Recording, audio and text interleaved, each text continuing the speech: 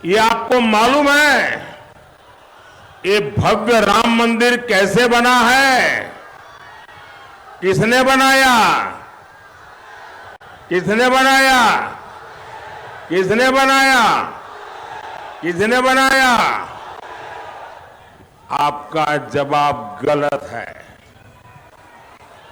ये प्रभु रामलला का भव्य मंदिर मोदी ने नहीं, आपके एक वोट ने बनाया। ये आपके एक वोट की ताकत है कि रामलला का भव्य मंदिर बना है।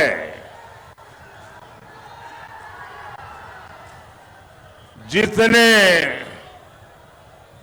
ये रामलला का मंदिर मतलब 500 साल का इंतजार 500 साल का इंतजार ये खत्म हुआ। मैं ओडिशा के सभी लोगों को बहुत बहुत बधाई देता हूं। भाइयों और बहनों, ओडिशा में इस बार 2 यज्ञ एक साथ हो रहे हैं। एक यज्ञ देश में हिंदुस्तान के लिए मजबूत सरकार बनाने के लिए है और दूसरा यज्ञ ओडिशा में भाजपा के नेतृत्व वाली मजबूत राज्य सरकार बनाने का है। और मैं आपके जोश, आपके उत्साह में एक ही भावना देख रहा हूं। ओडिशा में पहली बार डबल इंजन सरकार, ओडिशा रे प्रथम थर हेब डबल इंजन सरकार। साथियों, मैं आज ओडिशा भाजपा को बहुत बहुत बधाई देता हूं। ओडिशा भाजपा ने ओडिशा की आकांक्षाओं को, यहां के युवा सपनों को ध्यान में रखते हुए, यहां की बहनों बेटियों के सामर्थ्य को ध्यान में रखते हुए बहुत ही विजनरी संकल्प पत्र जारी किया है, मैनिफेस्टो कल जाहिर किया है। इसमें युवाओं, महिलाओं के लिए रोजगार भी है, इसमें बुजुर्गों के लिए स्वास्थ्य भी है, इसमें ओडिशा की महान संस्कृति, यहां पर पर्यटन के विकास के लिए अहम घोषणाएं भी है। धान किसानों के लिए, केंदु पत्र के लिए भी बीजेपी के संकल्प पत्र में बहुत ही बड़ी घोषणाएं की गई है। और आप तो जानते हैं, बीजेपी जो कहती है वो करके दिखाती है। और इसलिए यहां सरकार बनने के बाद हम पूरी शक्ति से इन घोषणाओं पर अमल करेंगे। और ये मोदी की गारंटी है। एहा हेउछि मोदी गारंटी। और लिख लीजिए, 4 जून 4 जून पर यहां बीजेडी सरकार की एक्सपायरी डेट लिखी हुई है।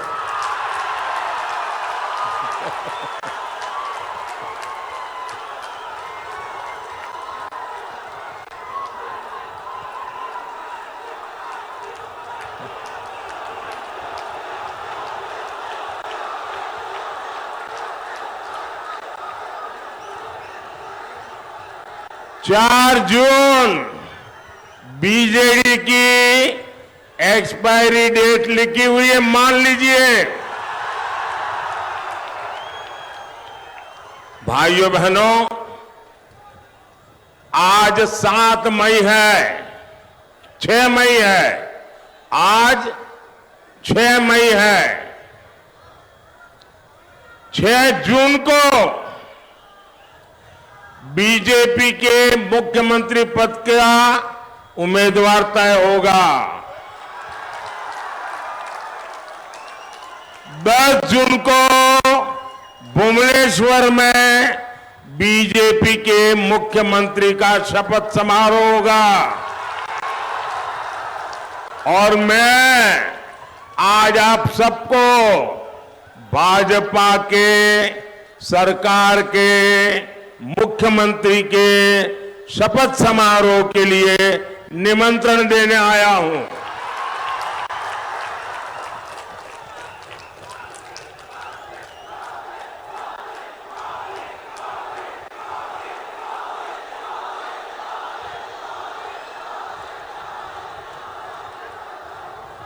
भाइयों बहनों, ओडिशा में बीजेडी अस्त है, कांग्रेस पस्त है और लोग बीजेपी पर आश्वस्त है और सिर्फ भाजपा उम्मीदों का नया सूरज बनकर आई है। ओडिशा में पहले करीब 50 साल कांग्रेस और फिर 25 साल से बीजेडी सरकार रही है। लेकिन हुआ क्या? ओडिशा के पास भरपूर पानी भी है, ओडिशा के पास भरपूर उपजाऊ जमीन भी है, उड़ीसा के पास जमीन के नीचे खनिज का खजाना भी है, इतना लंबा समुद्री तट भी है, बहरामपुर जैसा ट्रेड सेंटर भी है, ये तो सिल्क सिटी भी है और खाद्य की राजधानी भी है। यहां इतिहास भी है, संस्कृति की धरोहर भी है, सब कुछ है। परमात्मा ने इतना दिया है, इतना दिया है। मैं हर बार कहता हूं, फिर ऐसा क्या हुआ कि इतने अमीर ओडिशा की, मेरी बात समझना, इतने अमीर ओडिशा की जनता गरीब रह गई। ओडिशा अमीर है, जनता गरीब है। इसका जवाब है, ये पाप किसने किया? ये पाप किसने किया? ये पाप किसने किया? इसका जवाब है, पहले कांग्रेस और फिर बीजेडी के नेताओं की लूट। ओडिशा में बीजेडी के छोटे छोटे नेता भी बड़े बड़े बंगले के मालिक हो गए हैं। आखिर क्यों मुख्यमंत्री के इस क्षेत्र से सबसे ज्यादा श्रमिक दादन करते हैं, पलायन करते हैं? आखिर क्यों यहां ज्यादातर अस्पतालों में डॉक्टर के पद खाली है? आखिर क्यों यहां बड़ी संख्या में बच्चे पढ़ाई बीच में छोड़ देते हैं?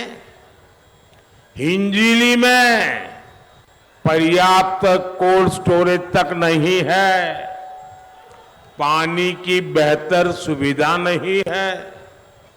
साथियों, मोदी ने ओडिशा के विकास के लिए कभी भी बजट की कमी नहीं रखी। मैं एक आंकड़ा बताता हूं, ये आंकड़ा याद रखोगे आप? जरा सबके सब बताओ, मैं एक आंकड़ा दे दूं, याद रखोगे?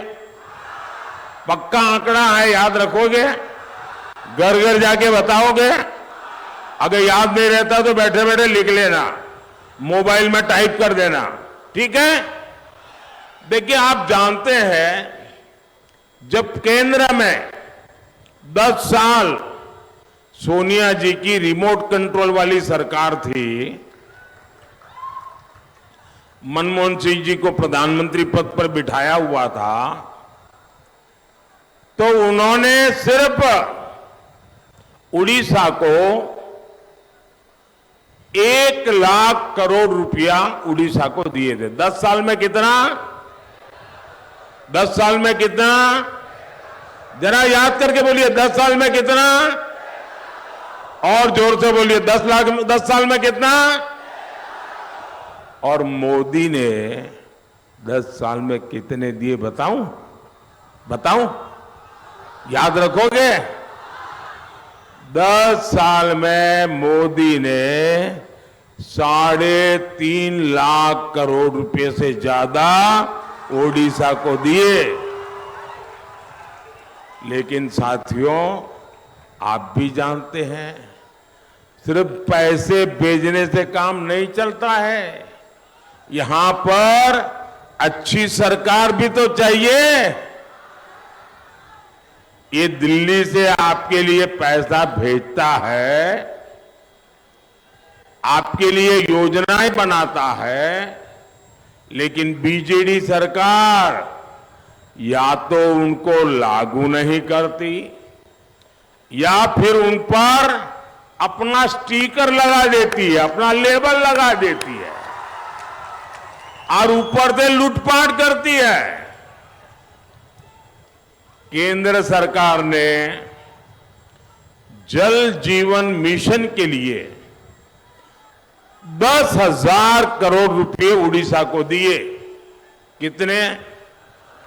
ऐसा नहीं, आंकड़ा याद रखना पड़ेगा भाई।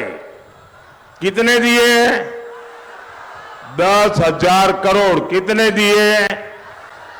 कितने दिए?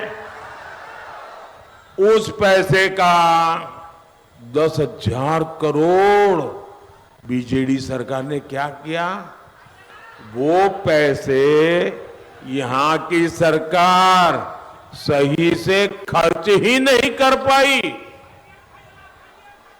मोदी गांव में सड़कें बनाने के लिए पैसा भेजता है, लेकिन यहां गांवों में सड़कों की हालत खराब है।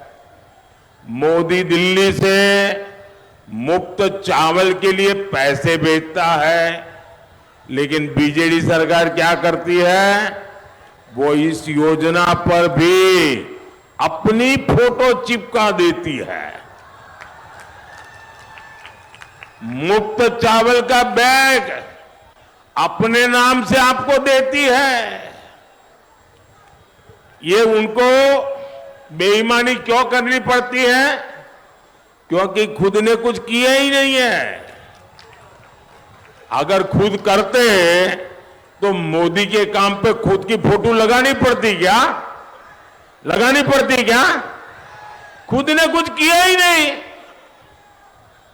साथियों, मोदी ने पूरे देश में गरीबों को 5 लाख रुपए तक के मुफ्त इलाज की गारंटी दी है। 5 लाख रुपए।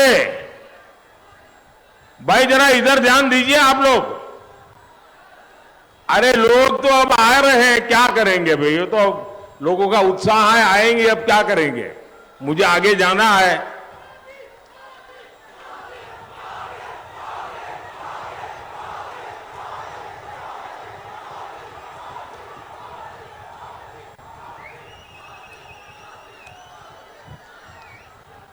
देश भर में 6 करोड़ से ज्यादा लोग ये मुफ्त इलाज का लाभ ले चुके हैं, लेकिन इसका ओडिशा के आप लोगों को कोई लाभ नहीं मिला, क्योंकि बीजेडी सरकार ने आयुष्मान भारत योजना को यहां लागू ही नहीं होने दिया। उनको लगता है लोग बीमार रहे तो रहे, मुझे क्या।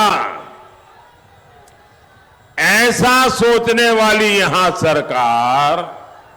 इतना ही नहीं, ऐसे में जो साथी काम के लिए दूसरे राज्य गए हैं, उनको वहां मुफ्त इलाज नहीं मिल पाता। इसकी गुनहगार कौन है?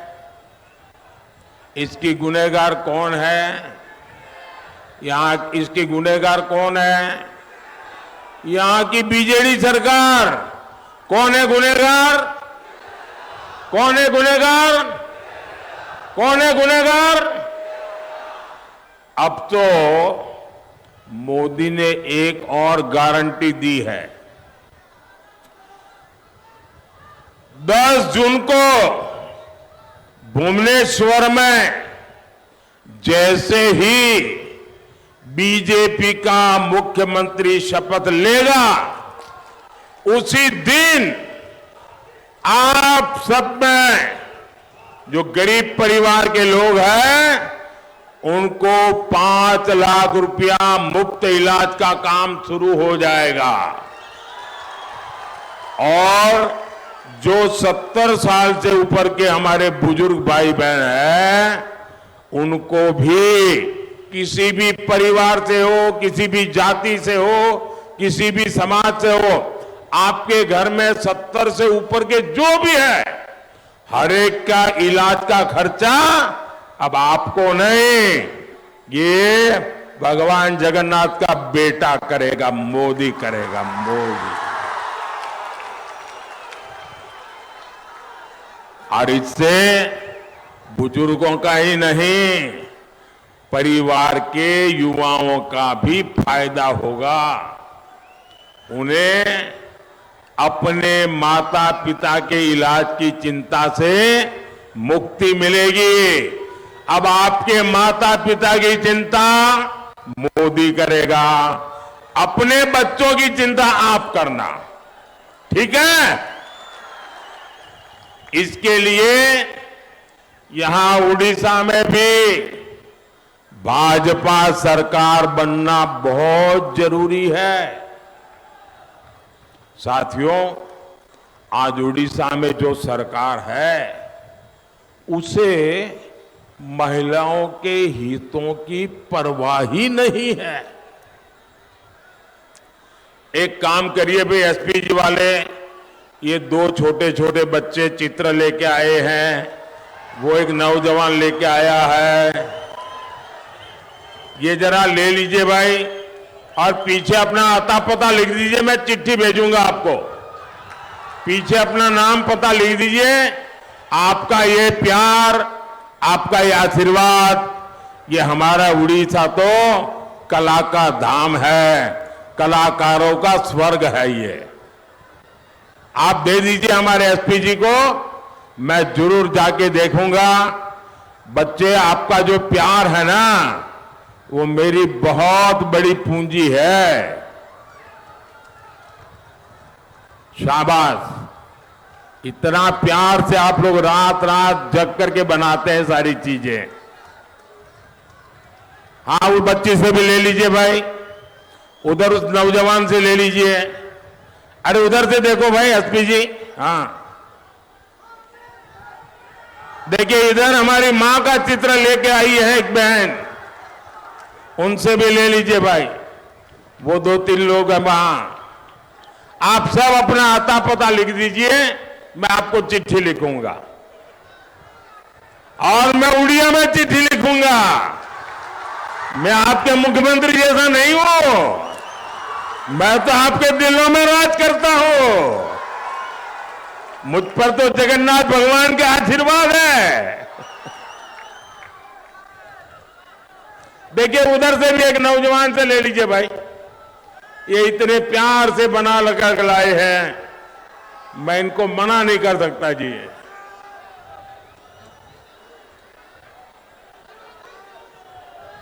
शाबाश। अभी अब और किसी के पास रह गया है तो मुझे डाक में भेज देना, ठीक है? बोलिए भारत माता की, भारत माता की। उड़ीसा के कलाकारों की